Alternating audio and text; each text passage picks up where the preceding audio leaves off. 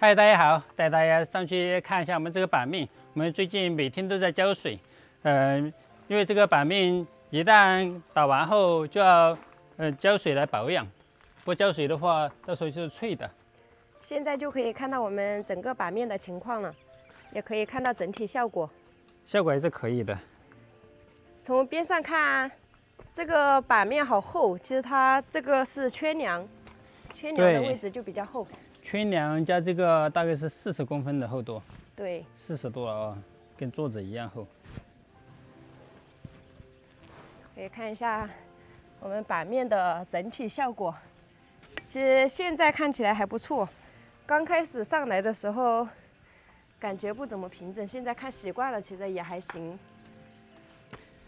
给大家看一下我们这个板面为什么看起来视觉上那么厚，是因为我们和张师傅都忘记加那个粗银的那个滴水银了，就是这里还要加出10公分，我们都忙忘记了，因为我们一开始就计划的要加出10公分，然后用来做灯带、氛围灯这些，现在不知道怎么办，这个完全搞忘了。不过张师傅说可以后期处理。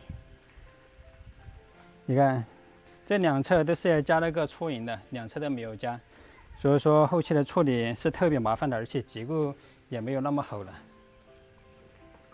给大家看一下，我们现在这个房子上面特别的平整，这是我们预留来做结构做的，所以说这个桌子上面的也是很牢固。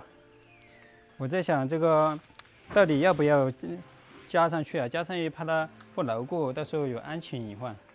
肯定是要加的，不然的话，我们那些氛围灯灯带不知道放在什么地方。飘出去，其实飘出去这么宽就可以了。对，它也相当于是一个装饰。像这样飘出去，那这个还是得加上去啊。对，要加。就是不知道它牢不牢固。没事，张师傅会给我们想办法。哎，其实这个没有加上去，都还没什么意味的，主要是这边也没有加，这边挑过去的这个横梁，完完全全被张师傅给搞漏了。你看这里都加出去了，那边的话我们也是超出去的，结果张师傅他把那个钢筋放错了，那边的钢筋，这边的钢筋应该放在那边，那边的钢筋就把它锯掉了，就那边的钢筋，这边的钢筋放在那边了，那边的钢筋放在这边了，所以说这里桌子这里没有挑出去，所以说这里是悬空的。如果说我们要给它挑过去的话，可能还要重新打一根桌子起来挑这边的这个板面。如果说不打桌子起来的话，我们就得重新直径进去，直径进去的话也是比较麻烦的，而且它的这个承重量肯定不是很好，所以这里是做的最失败的一个地方。但是我们现在整个板面已经成型了，已经打好了，只能是后期来补。像这些直径的地方其实都没有太大作用的，这个都是松的。像那边完全是松的，一开始我们没有在里面做焊接，就直接是放进去的。像那里的话，我在想，我们要不到时候给它浇做一根桌子起来，用来挑这边。还有我们这边连接厨房的位置也是直径进去的，但是也不牢固。我在想，这里我们到时候必须得打一根桌子了，因为这里横跨的位置太宽了，至少有5米多的宽度，这就是直径的。你看这个是松的，这个是完全没有用的，这里肯定要打一根桌子起来，虽然丑了点，但是安全最重要。这都是松的，一摇就动了。一开始这里是超出去的，后来被我们锯掉了。其实这里不锯的话可能是没有问题的。但是我们直接在下面重新挖一个基础，在这里打个横梁上来啊。现在看什么样的办法解决更好，我们就用什么办法来解决。反正现在这个板面已经成型，没有后悔药了。哎，这个房子不管做什么都要得留点遗憾，不知道我们预买的线有没有问题。我们把这个板面再试一下水吧。其实问题还是特别多的，大问题，小问题都有。如果说只是小问题的话，都无所谓，可以解决。但是像这些衡量错真的是大问题，完全解决不了。其实外面这一部分没有影响，因为外面的话最近几天下雨，它天然浇水了。主要是里面漏不到雨的地方。浇水一定要给它浇透。像现在我们浇水，它们都不怎么吃水了，一开始浇上去一会儿就干了。这边上拆出来还没有浇过水，就是这几天下雨就没有浇它。现在我们这个房顶还没有拆掉，所以看起来的话，这些木柱在板面里面立着。如果是把它全部拆掉了之后，整个平面就是很平整的一个板面。我们要把砖给砌起来了之后，才开始拆掉这些木柱，因为把砖砌起来顶住上面的房顶，才可以拆掉这些。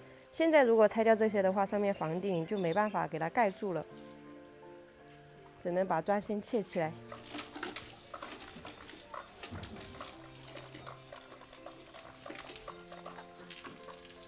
现在我们这个板面保养的还算是可以的。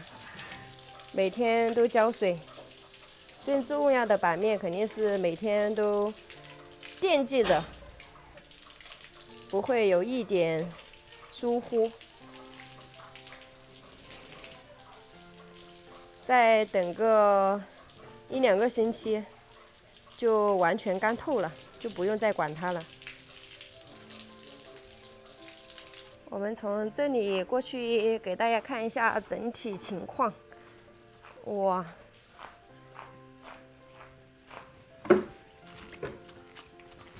好，这样就是我们的3通间房间，最后一间主卧室。别看这个没有多少面积，其实撕起水来还是挺费劲的。一间房间都要给它撕透，至少要用1个小时来撕这个水。别看是简单的动作。简单而又不简单。这个卫生间下层位好像不怎么渗水，它这个水漏不出去，不管是下雨天漏进来的雨，还是浇水漏的水，全部都渗不出去。我们不是留了一个下层位吗？这个下水管被堵住了，下不去，就是这里的这个位置。好了，现在我们板面全部施完水了，我们又可以等2天再来浇水了。因为我们这个板面前面是1天浇几次，后面的话1天浇1次就够了。因为最近都没有出太阳，都是在下雨。如果说你浇那么勤的话，其实也没有太大的作用。整个板面虽然有很多的问题存在，有些小小的失望吧，但是至少我们现在把这个房子整体的一个布局全部完成了，也算是解决了人生中的一件大事儿。我们就是忘记预留这个滴水银的地方，我们可能后期会给它加进去。我们也会去买那个直径的结构胶，虽然又得花几百块钱，但是至少我们能够去补救。像这种衡量的地方，如果说这个直径进去不安全的话，到时候我们尽量给它浇做一个座子起来，像这样，为这个前期做的不足来买单吧。可能我们后面板工这些至少要花个2-3千块钱的成本吧。浇做座子，然后再买一点钢筋，像这样给它横跨过去。如果说直接像这样跨过去的话，总感觉心里不踏实。所以说我们建房子也是在不断学习中成长，没有人是一帆风顺的。我想人生都得留一点小小的遗憾，不然一件事情做得太完美的话，也不太现实。所以说我们就要接受这些不足的地方。